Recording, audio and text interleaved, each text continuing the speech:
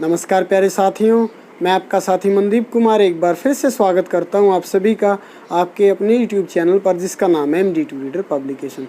तो साथियों, जो रेगुलर व्यूवर हैं वो सभी जानते हैं, 2 दिन पहले मैंने एक वीडियो अपलोड की थी चैनल पर, जिसमें मैंने आपको बताया था हरियाणा पुलिस सब इंस्पेक्टर और कांस्टेबल कंप्लीट सिलेक्शन प्रोसेस को लेकर और सिलेबस को लेकर मैंने एक वीडियो आपको प्रोवाइड कराई थी। तो बहुत अच्छा उसका रिजल्ट आया, रिस्पॉन्स आया, और जिसमें मैंने आपको ये भी बताया था कि बहुत जल्द आपको जो है हरियाणा पुलिस पहले सब इंस्पेक्टर का सॉल्यूशन करेंगे पेपर का, पहले मेल वाला, फिर फीमेल वाला, फिर कांस्टेबल की तरफ चलेंगे, और कांस्टेबल की जितने भी भर्तियों के पेपर यहाँ पर हरियाणा सरकार ने लिए हैं वो सभी आपको सॉल्यूशन चैनल पर मिल जाएंगे। तो उस वीडियो में बहुत बढ़िया आपने प्यार दिया, एक ही दिन में 6000 से 7000 उसके व्यू हुए हैं। तो उसकी अपार सफलता के बाद आज की इस वीडियो में सॉल्यूशन करने जा रहे हैं हरियाणा पुलिस सब इंस्पेक्टर के पेपर का सॉल्यूशन। देखिए दोस्तों, ये वो पेपर है जो आपका हरियाणा पुलिस का आया था, advertisement number 3 2018 category number 4 sub inspector का पेपर है। पूरा पेपर एक वीडियो में सॉल्व कराना मुश्किल होगा क्योंकि वीडियो बड़ी लंबी हो जाएगी, और मैं चाहता हूँ आप थोड़ा करें लेकिन अच्छा कार्य करें। तो आज की इस वीडियो में हरियाणा पुलिस सब इंस्पेक्टर का जो आपका पेपर ये आया था, इसमें हरियाणा जीके और नेशनल जीके के जो क्वेश्चन आए, चाहे वो फिजिक्स से जुड़े हैं, केमिस्ट्री से जुड़े हुए हैं, चाहे हरियाणा जीके से जुड़े हुए, करंट से जुड़े हुए, कंप्यूटर साइंस से जुड़े हुए हैं, सभी क्वेश्चन जो है आपको यहाँ पर बोर्ड पर सारी चीज़ें हल कराई जाएंगी। और साथ ही साथ जैसे मान लो किसी कंट्री का नाम आया, उसके पीएम कौन है, करेंसी क्या है, वो सारी चीज़ें ब्रीफ में आपको बताने जा रहा हूँ। और ये पार्ट 1 है हरियाणा पुलिस सब इंस्पेक्टर के पेपर के सॉल्यूशन का। पार्ट 2 में कोशिश करेंगे, क्योंकि जीके कंप्लीट आज हो जाएगी पार्ट 1 में, पार्ट 2 में या मैथमेटिक्स और रीजनिंग रखेंगे, पार्ट 3 में फिर हिंदी और इंग्लिश रख लेंगे, और कोशिश करेंगे 3 से 4 पार्ट में इस पूरे पेपर का सॉल्यूशन कराएंगे। उसके बाद फीमेल वाला पेपर लेंगे, फिर कांस्टेबल की तरफ बढ़ेंगे। आप इसी प्रकार से चैनल को प्यार और सपोर्ट करते रहिए। तो दोस्तों चलिए पहला क्वेश्चन ले लेते हैं। पहला क्वेश्चन है हमारा, इसमें हरियाणा जीके से जुड़ा हुआ है। मैं पूरा क्वेश्चन तो शॉर्ट में लिखूंगा, ऑप्शन आपको चारों दूंगा ताकि आप इसको आसानी से देख सकें। इसमें पूछा गया, हरियाणवी लोक कथाओं के अनुसार गुगा पीर को किसका रक्षक माना जाता है? हरियाणवी लोक कथाओं के अनुसार गुगा पीर क्या है जी? गुगा पीर। तो ये है जी गुगा पीर। गुगा पीर को किसका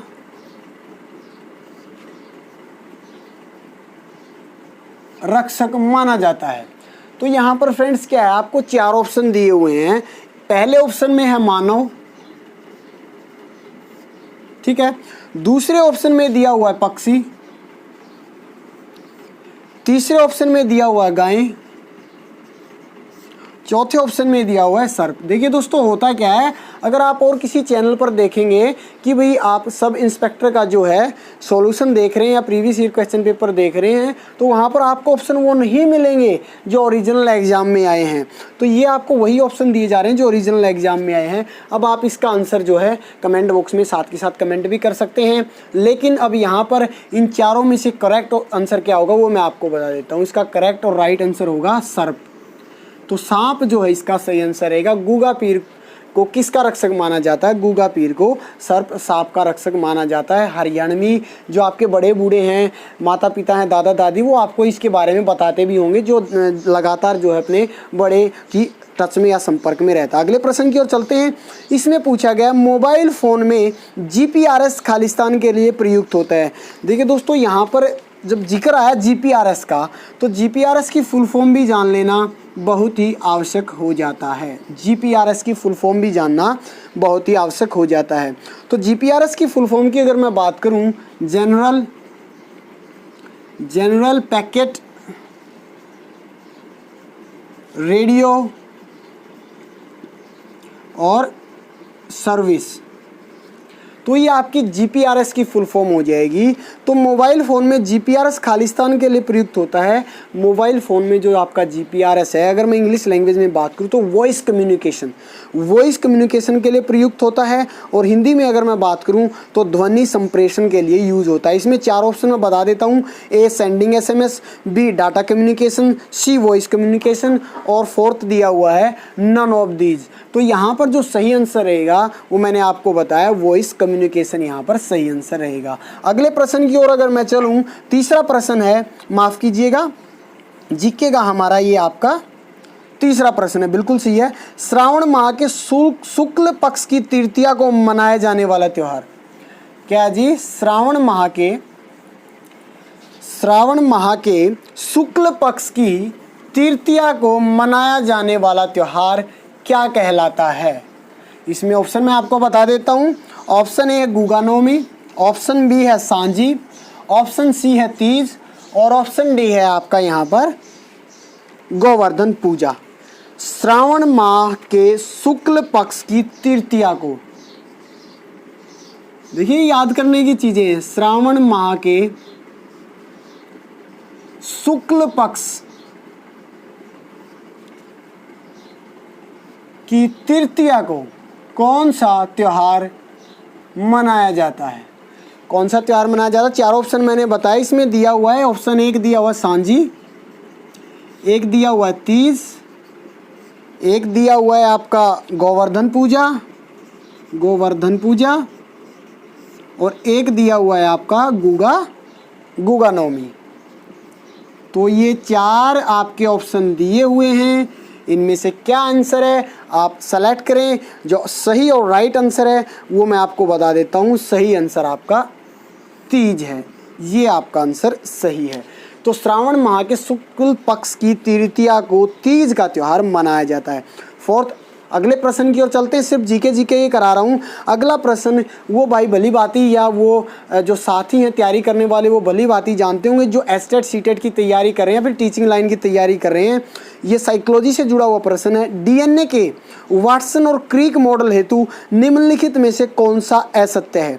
ऑप्शन ए है कुंडली में गहरे चौड़े बड़े खांचे और छिछले संकीर्ण छोटे खांचे हैं। ऑप्शन बी दोनों तंतु प्रति समानांतर चलते हैं। ऑप्शन सी प्रत्येक 34A पर एक पूर्ण घुमाव होता है। ऑप्शन डी 3 हाइड्रोजन बंधों द्वारा थाइमीन के साथ एडेनिन संगठित होता है और 2 हाइड्रोजन बंधों के द्वारा साइटोसिन के साथ गुआनिन संगठित हो सकता है। तो ऑप्शन डी यहाँ पर आपका सही आंसर रहेगा। अगले प्रश्न की ओर मैं चलूं। 5वां प्रश्न है, इसमें पूछा गया कि निम्न में से कौन सी सूचना प्रौद्योगिकी के क्षेत्र में एक मानकीकृत संस्था नहीं है?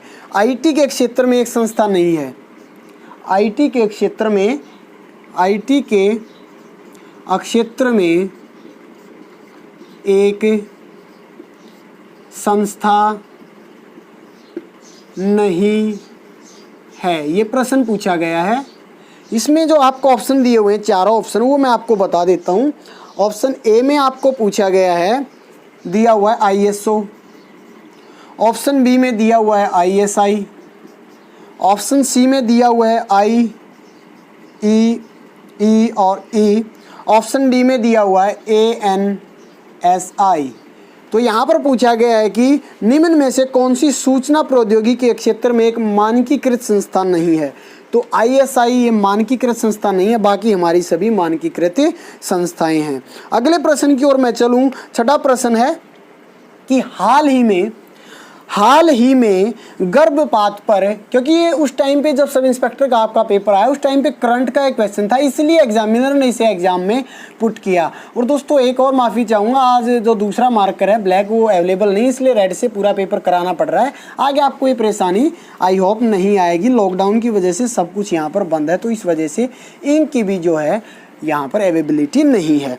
तो हाल ही में वैध गर्भपात पर निम्नलिखित में से किस देश में जनमत संग्रह हुआ? वैध गर्भपात पर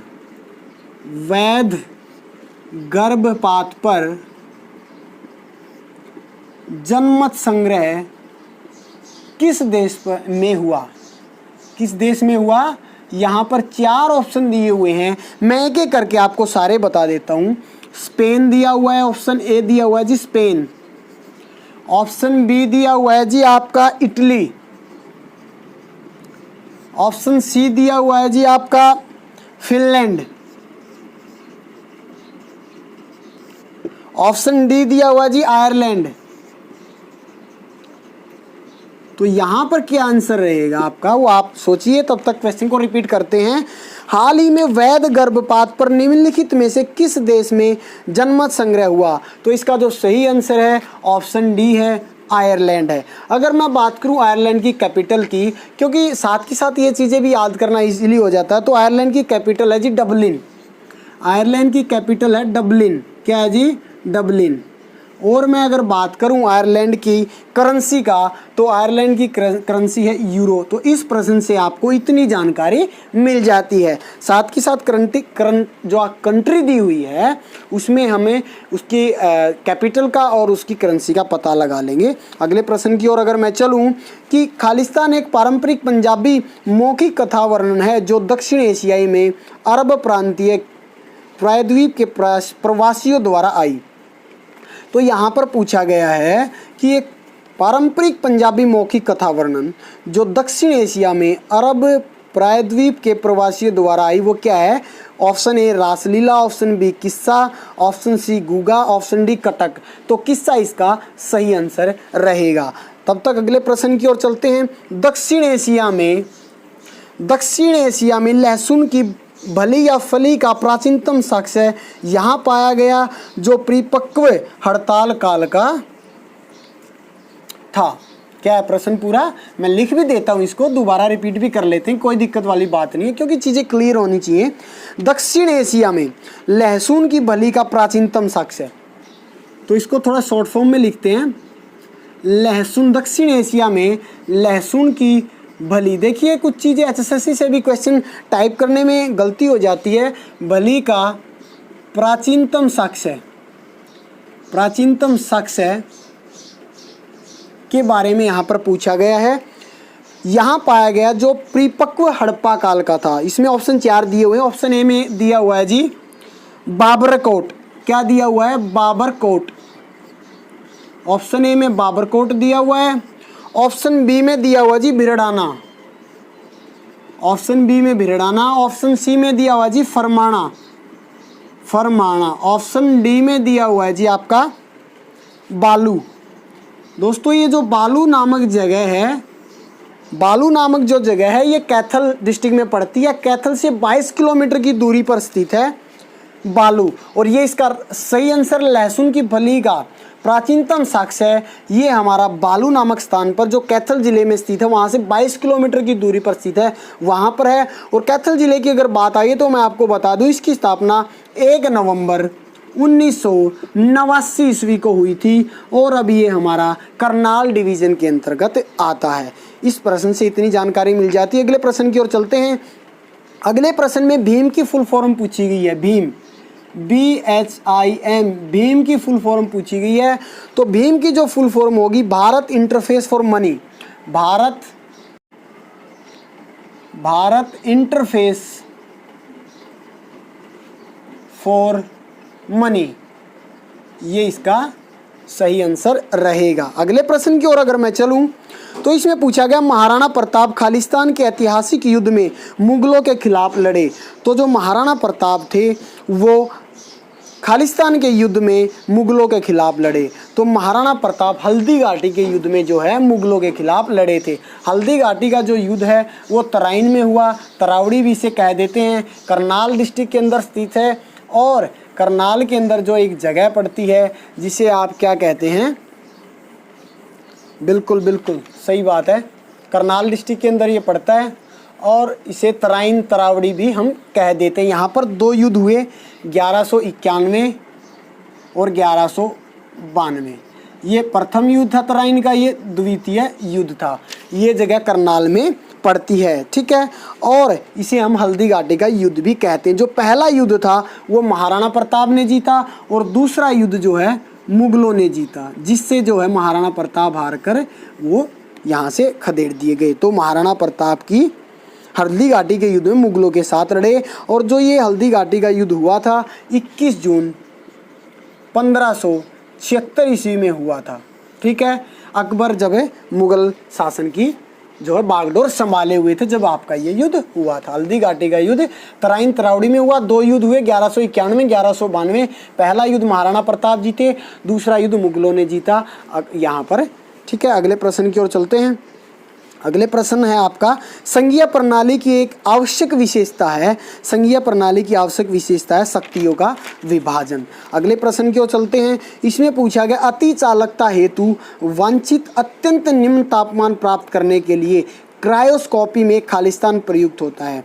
तो हीलियम यहाँ पर सही आंसर रहेगा, हीलियम। क्रायोस्कोपी, देखिए क्रायोस्कोपी अगर कहीं पे आपको दिख जाए क्रायोस्कोपी, तो आपको क्या आंसर लगाना है, हीलियम आपको आंसर लगाना है। ठीक है, अगले प्रश्न की ओर चलते हैं, समय काफ़ी कम है।